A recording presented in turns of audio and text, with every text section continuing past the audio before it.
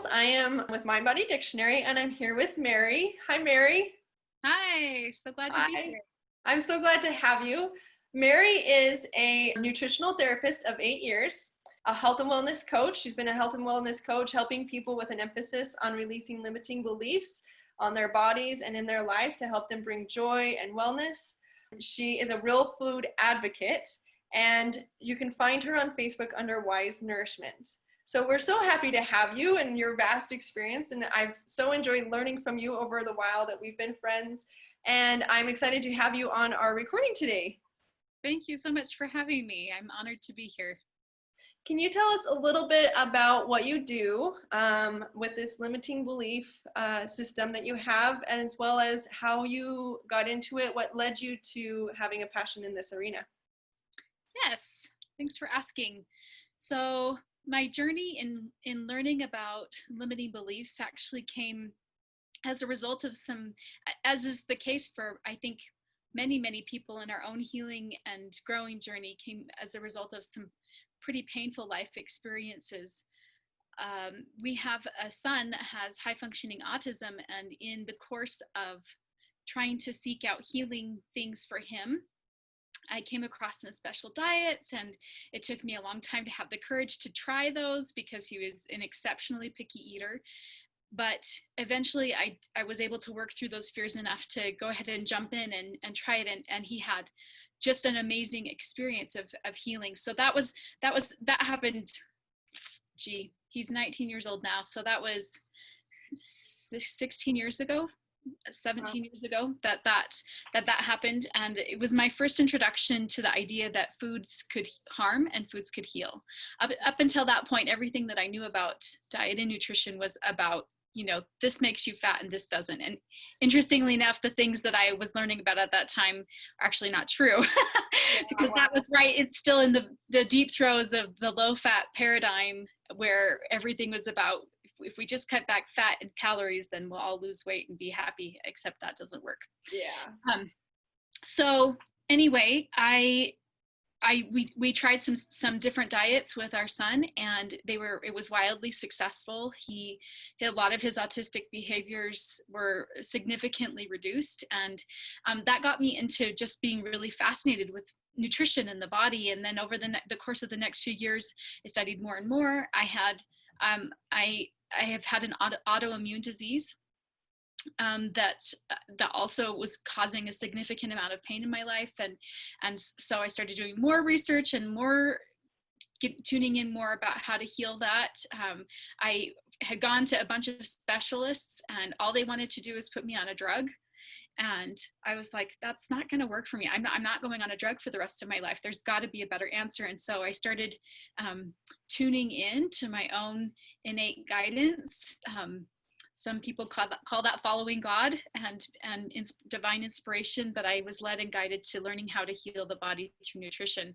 And then fast forward a bunch more years, and we actually had the really remarkable experience of having a baby that passed away. And through the course of healing emotionally from her death, I started to be opened up to the possibilities and the ideas that the things that were in my mind were not all true. And that came, frankly, just through divine inspiration. And then I started reading it everywhere. Once that idea came into my mind that I could be believing things and thinking things that weren't truth, then that opened me up to seeing it all over. And I started reading all sorts of different authors talking about limiting beliefs. And I had the really deep plea in my prayers and in my relationship with the divine that I wanted to know truth. And if I was thinking things that were not true and that were limiting my belief and my ability to have a full expression of who I am and why I came here, I wanted to know what that was. And so that was truly my daily plea for many years, that I could be shown my limiting beliefs. And as I have practiced that myself and learned how to become very conscious of my thought processes and my and what I'm actually believing about things, it's allowed a lot of those pieces to fall away and be healed. And then that has then led into having a desire to try and teach those skills to other people and help other people find places where their blocks are, their subconscious limiting beliefs are. So that's kind of a really Reader's Digest of my story. That's wonderful. So you started out with your son and discovering the need to discover truth with him and the foods and how the foods were interacting in his life and in his wellness and well-being, and then moved into the truth about your health and well-being. And then what was it about the death of your daughter that really just made that expand so much? Well, I started to recognize, as anyone that's gone through a really deep grief and the trauma of that, there were lots of times when it would just bring me to my knees, and I would be in emotional agony. And as I started to experience that and to work through those emotions, I started to be guided spiritually into, what are you thinking about that's causing this? And I started to recognize that the very deepest pain that I was experiencing was when I know this sounds funny, but when I would look back on the situation and wish something had been different about it. Which I now know that that's the emotion of grief, is to look back and wish that it had been different. And I know that sounds funny. A lot of people might really struggle with that, because of course, when you lose someone that you love deeply, of course we feel that separation and that longing to be united again with someone that we love. But I realized that, so this is getting kind of into pretty deep spiritual things, but I truly believe that we come here to this earth to experience certain things and grow and learn in certain ways. And that I believe we made choices before we came here of what we needed to experience in order to grow. And that doesn't mean that we're that the victim of sexual abuse, say, would be, that was their fault, but it may be that they chose to come and experience that because there were certain things in certain ways that they wanted to learn, grow, and expand through that experience as they learn to overcome the trauma of it, and that there's an expansion of our spiritual being in that process. So when I would look back on her death and say, because she was stillborn, she was a full-term stillborn, when I would look back and say, if only she had just lived for a day, if only I could have seen her eyes, because I never got to see her eyes open. And I would look back and wish that it had been different in some way, then that's when I would start to, even, it's interesting, just even saying those things now, I start to feel like kind of it's a collapsing feeling. That's what it feels like to me in my body. It feels like I'm kind of caving into myself. And I realized that it was saying, I wish that like this whole plan was crappy. Yeah. What I came here to do was crappy, and this was the wrong choice. Whereas if I can step into a place of trust, and always the antidote to being in that space of wishing that my experience with that child had been different, if I could step into the space of, I trust that experience and that child came for a reason, and I trust that there's something for me to learn and grow through. As soon as I could say that, all of that pain would go away. And it didn't, and it's interesting because it didn't take away the longing to be with her. It didn't take away the grief or that mourning of the pain of that separation from her, but it did take away the really deep emotional, it's almost like it was emotionally violent, what it felt like in my soul of wishing that it had been different, instead of embracing that there was a purpose behind it. The resistance. It was the resistance to the experience. Exactly. And resistance creates a super intense friction, and an intense, it intensifies whatever it is we're already dealing with. And so that embracing, and I can echo that in my own experience as well, especially as I've practiced that principle over time. With more the hard things, I have also discovered, when I choose to say, okay, I trust that there's a darn good reason for this super hard and unpleasant experience, that the pain reduces. and then the pathway opens up. Right. And that's where, releasing the resistance to our experience opens a pathway for healing. Right. That's exactly it. You explained it way better than I did. No, yours had all the details, and those really help us to connect. I so appreciate it, you sharing that with us and how that fit into your experience. It was beautiful. Once that happened, then it was interesting. Then I started being able to translate that to other places in my life. I would have a painful experience with a family member, or something in my mothering, or something that was, just really angsty for me. Then I could say, if I could step back again and say, okay, I trust that this is an experience that I'm having for a reason. How am I supposed to learn and grow through this? And where is this in my divine overall plan? So that started to become more and more, it became easier and easier to start seeing those things. So that's awesome. And on a foundation of trust, that this challenge, with motherhood or whatever it might be, this challenge is helping me along in some positive way. That's awesome. Can you tell us more about how that morphed into you? I mean, I don't know if it's a morph or if it's an extension, but into you emphasizing on that and helping people through it over time, and how you've seen it bless so many lives in your own.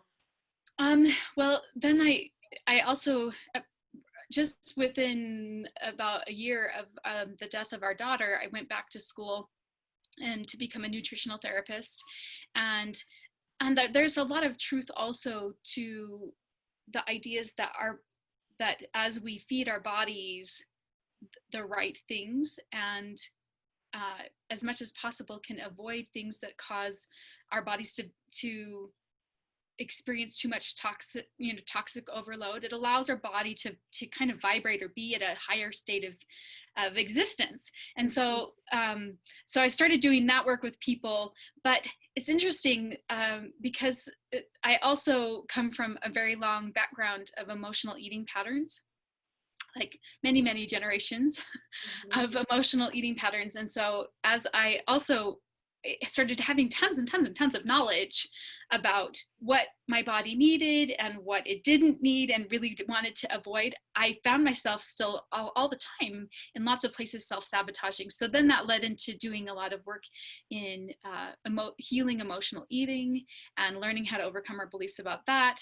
And so I actually mainly do my work with people in the realm of helping people to change their diet and to heal their emotional eating patterns, because frankly, emotional eating comes up in all of the places where we're trying to resist our life, where we're trying to resist what our experience is, where we don't want to look at it, we don't want to grow through it. And so as I work with clients to help them to say, okay, you want the chocolate, but what do you really want? What's underneath the chocolate? What's underneath? What are you really reaching for? Are you reaching for connection? Are you reaching for fun? Are you reaching for play? Are you reaching for self-care? And why do you feel like you can't have that? Why do you feel like you need chocolate instead of being able to actually do what you need? So chocolate's just one thing. Most women have that one. So it's a good one to reach for, but it can be all sorts of things. Yeah, the salty or the spicy or the creamy, or all of these kind of things. So it's cool that you say that. So we're gonna, at the time that this video is out, the conditions in the Mind Body Dictionary app will be available for cravings, specifically cravings for salty or spicy or ice cream or chocolate. All of those things will be in there. And so that's one aspect of that emotional eating, where it's like, okay, I need to become aware of I'm looking for this rather than facing myself. And it feels like an easy pathway in. And so any thoughts about how that might enhance your coaching if your clients are aware of that reality, that they're searching for foods rather than facing it, and then they come to you? How would that change the dynamic or help in the ability for them to heal? I think it's crucial. I think the first thing, so I'm in the process right now actually of creating a program called Emotional Eating. It's not about the food. Awesome. And because it's really truly not. We think, in fact, I love to tell this story because I had a client, a potential client a while ago that came to me, and I was trying to delve a little bit deeper with her as we were kind of seeing if we were going to be a good fit to work together. And she said, well, I just like eating. I just like food. It just tastes good to me. And I was like, well, yeah, you're human. I mean, the vast majority of humanity, we like eating because it's part of our survival, right? But if you see patterns over and over and over again in your life of weight gain and not being able to say no to things, feeling like, people like to think of the idea of being, well, I'm just free to eat whatever I want, but are you free not to? That's the real key. Are you free? Can you go to a party and say no to the cake? It might sometimes, I think, again, this is where we sometimes run up into those ideas, like the things that are coming through my mind aren't necessarily reliable. So if you're having the thought of, I just want the freedom to eat whatever I want, stop and think, do I have the freedom to not eat it too?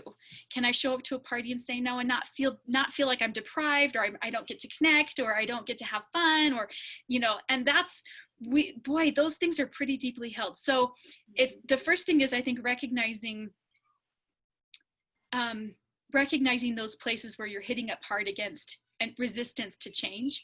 And the second thing is, I think when you can learn to really assess the fact that when you start to feel like, oh my gosh, I just want something salty and crunchy, or I just want the chocolate, or I just need a little bit of sugar, or just those chocolate chips, like, boy, women and chocolate chips, that's one of our things. I think because they're small, right? So we get, I've had a lot of clients that have had a thing about chocolate chips. They're small and easy, and I think we get duped into thinking like just a few, it's just a couple, it's not that big a deal. So and I also tried really hard to teach my clients actually not to demonize food, not to demonize things like treats, or we don't want to create that kind of diet black and white mentality, because I also run up against that sometimes with clients. But at the same time, why do you need that? Why are you reaching for the chocolate chips or the potato chips or whatever it is? So if you can use the craving as an aha rather than just giving into it. What's hard is that our subconscious mind patterns, those become the neural pathways in our brain. It becomes lightning fast that most of us don't even stop to recognize. My kids are all screaming. I'm trying to make dinner. The dog is barking and someone's at the door, and the amount of overwhelm that you feel about in that situation, you don't have time to process all of that. And so instead your brain goes chocolate or potato chips, right? And that happens so lightning fast, you don't even get to process what you just were experiencing. So not only, but then that's in the moment where someone, they grab a piece of a candy bar or a bag of chips or whatever it is, and then they look at it and they're like, where'd it go? Right? And and I've done that for sure, where I'm like, where'd it go? Why did I just do that? It's gone. And you don't even have the memory of eating it. It's true. Yeah. Well, and then of course there's the other deception because you mentioned about we deceive ourselves into thinking that we're free by just choosing to eat whatever we want, but not being free to choose the other. The other deception is that we also don't get to choose the consequences of what we eat. That the consequences follow whether we want them or not. So if you feel free to choose, I can choose to eat the chocolate if I want because I'm free. Well, then you get to choose what happens as a result. Right. You don't. That's the result is going to happen. And so one thing that I like to emphasize when I'm working with people as well is this self-care and this self-love. And, some people are like, I do my nails, and that's a beautiful way to self-care if it's truly in your heart that you're loving yourself by doing your nails. But you can also truly care for yourself and love yourself as you choose to eat things that nourish and give you that like, oh my goodness, I just feel so loved by food that loves me back. Because the chocolates they just don't, the sugaries, the over salty, like these things that throw us off. Then of course we end up with the pains or the remorse of the consequences of those choices. So for sure, thank you. Absolutely, 100%. That's exactly true. Choosing to that's I coach a program called Wild Fit, and that one of the things that our founder loves to say is when we say, "I'm just going to treat myself," are you going to treat yourself well? Yeah. Right? We like to use that. I'm just going to. It's just a little treat, but how is it really treating you? So It is ironic that we chose that word for things that treat us so unwell. They're yeah, so unkind, and we'd call it that. I mean, maybe we consider finding a new word for it. yeah. Well, you know what? We do have that. We have junk. I'm gonna I'm junk going to dunk myself. I'm gonna junk myself. Junk food. We That's know probably a lot more appropriate. it is more appropriate. Okay, and maybe that could be something. As far like you said, we just this lightning fast, deep domino effect, right? And encouraging that to be an awareness of, oh, I'm craving this. Okay, well, do I want to junk myself? Right.